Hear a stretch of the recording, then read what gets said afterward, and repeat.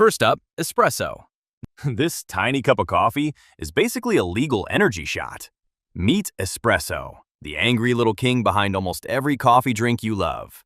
Espresso is made by forcing hot water through super finely ground coffee beans at high pressure. Sounds dramatic. Because it is. That's why the flavor is bold, rich, and strong enough to wake up your ancestors. And here's the funny part. People think espresso has way more caffeine than normal coffee. Per sip? Yes. But an entire cup of drip coffee usually has more caffeine overall. Espresso is also the base for lattes, cappuccinos, Americanos, mochas. Basically, the Marvel universe started with this one tiny hero. A perfect espresso shot has 3 layers: the dark body, the lighter middle, and the golden crema on top. That creamy layer coffee lovers act weirdly obsessed with. So next time someone orders a double espresso with confidence, just know they're either extremely productive or fighting for survival. Next is the Americano. This coffee exists because soldiers thought espresso was way too intense. And honestly, fair enough. The Americano is simple. Espresso mixed with hot water. That's it. But the story behind it is legendary. During World War II, American soldiers in Europe found Italian espresso too strong. So they added hot water to make it taste more like the drip coffee they were used to. Boom! The Americano was born. It keeps espresso's rich flavor, but makes it smoother and easier to sip slowly. And here's the weird coffee debate people love arguing about. Do you add espresso into water, or water into espresso? Apparently, this matters deeply to people with mustaches and expensive grinders. If black coffee feels too harsh and espresso feels too aggressive, the Americano sits perfectly in the middle. Basically, it's espresso after therapy. After that comes the latte. If espresso is the main character, latte is the people-pleasing best friend everyone secretly loves more. A latte is espresso mixed with lots of steamed milk and just a little foam on top. It's coffee for people who want caffeine without feeling attacked. The word latte literally means milk in Italian, so technically, ordering a latte in Italy could just get you a glass of milk. Embarrassing. Because it has more milk, lattes taste smoother, creamier, and sweeter naturally.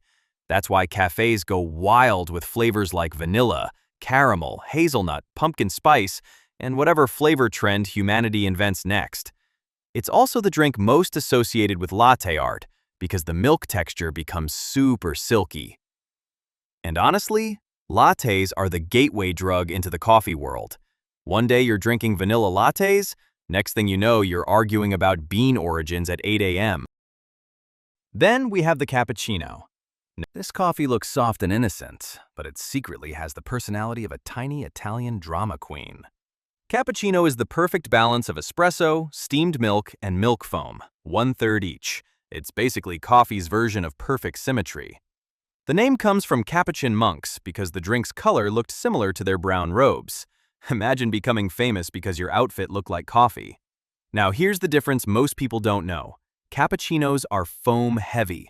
That thick foam on top makes the drink feel lighter, creamier, and somehow more expensive even when it's mostly air. A good cappuccino should taste strong but smooth, like getting roasted politely. And yes, people who post latte art hearts online, half of them are drinking cappuccinos pretending they understand coffee notes. But honestly, it's one of the best beginner coffees because it's strong enough for coffee lovers and smooth enough for people who still fear bitterness. Next up is the flat white. This coffee started a civil war between Australia and New Zealand over who invented it first. The flat white is made with espresso and silky steamed milk, similar to a latte, but stronger, smoother, and less foamy. The magic is in the milk texture. Instead of thick foam, flat whites use microfoam, tiny silky bubbles that blend perfectly into the coffee. That gives you a richer coffee flavor without feeling too heavy. Australians and New Zealanders have argued for years over who invented it first. Imagine fighting internationally over milk texture. Coffee lovers adore flat whites because they feel more balanced than lattes. You can actually taste the espresso instead of just tasting sweet, warm milk. Basically, if cappuccino is dramatic and latte is friendly, flat white is the calm, cool minimalist wearing neutral colors. Now let's talk about the macchiato. This coffee's entire personality is basically, I'm not like the other coffees. Macchiato means stained or marked in Italian. Traditionally, it's just espresso with a tiny bit of milk foam on top. That's it. Tiny, strong, aggressive. The milk only slightly softens the espresso, so the coffee flavor still punches you directly in the soul.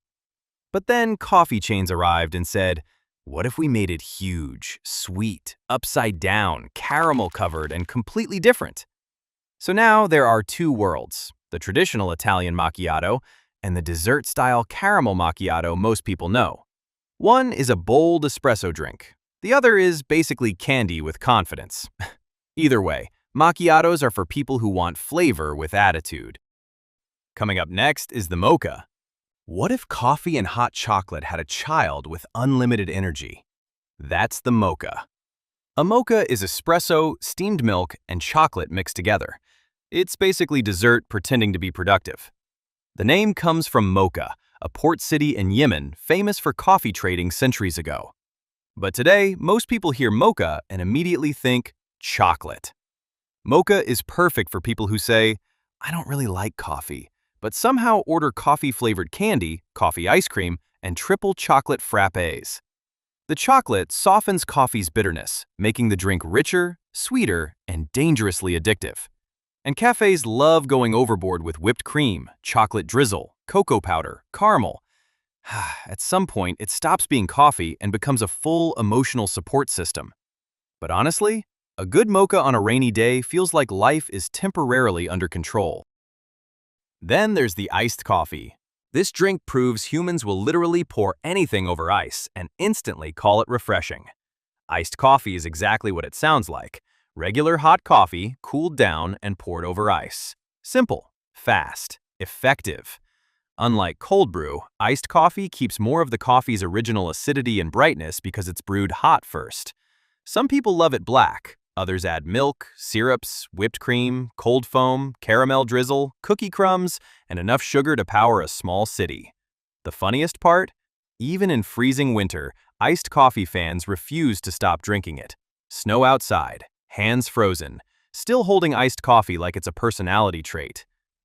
Honestly, iced coffee isn't just a drink anymore, it's a lifestyle choice.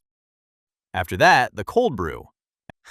This coffee takes 12 to 24 hours to make, because apparently coffee decided to become slow cooked. Cold brew is made by soaking coffee grounds in cold water for half a day or more. No heat, no rushing, just patience. And the result? Coffee that's smoother, less acidic, naturally sweeter, and dangerously easy to drink. People often confuse cold brew with iced coffee, but they're completely different. Iced coffee is hot coffee poured over ice. Cold brew is brewed cold from the beginning. Because it's concentrated, cold brew can hit hard with caffeine. Some cups feel less like a beverage and more like a business decision. And somehow, every cold brew drinker looks like they either own a startup or edit videos at 3 a.m. But on a hot day, nothing feels cooler than holding an overpriced cold brew like you have your entire life together. And finally, the Turkish coffee. This coffee is so strong, it literally predicts your future afterward. Turkish coffee is one of the oldest coffee styles in the world, and it's made very differently from modern coffee. Superfine coffee grounds are boiled with water, often with sugar, in a small pot called a çezve. The coffee isn't filtered, so the grounds settle at the bottom of the cup, which means if you take a huge sip too quickly, surprise, mud. But the flavor? Rich, thick, intense, and deeply traditional. And here's the coolest part. After drinking it, some cultures flip the cup upside down and read the leftover coffee grounds to tell fortunes.